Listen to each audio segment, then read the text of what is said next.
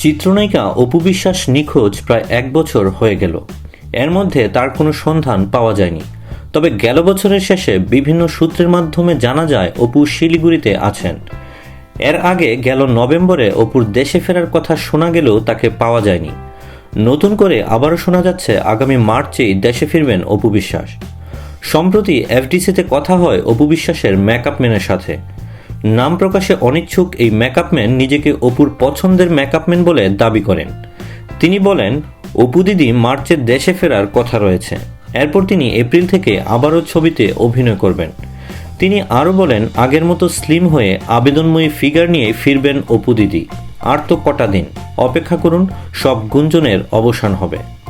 তবে অপুর আড়ালে যাওয়ার নেপথ্যে কি, এমন প্রশ্ন করলে তিনি বিষয়টি এড়িয়ে যান।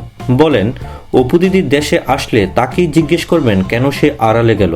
আমি কিছুই জানি না। অপু বিশ্বাস নেই, আপনি এখন কি করছেন? জবাবে এই মেকআপম্যান বলেন, বিভিন্ন চলচ্চিত্রে মেকআপের কাজ করি। দিদি ফিরে এলে আবারও তার সঙ্গে কাজ করব। এদিকে অপু বিশ্বাসের অভাবে বেশ কজন নির্মাতা ক্ষতির সম্মুখীন হয়েছেন। দীর্ঘদিন অপেক্ষার পর তারা নতুন নায়িকা নিয়ে তাদের ছবির শুটিং শুরু করেছেন। কেউ কেউ অপুর কণ্ঠে অন্যকে দিয়ে ডাবিং করিয়েই ছবি মুক্তি দেওয়ার চেষ্টা করছেন।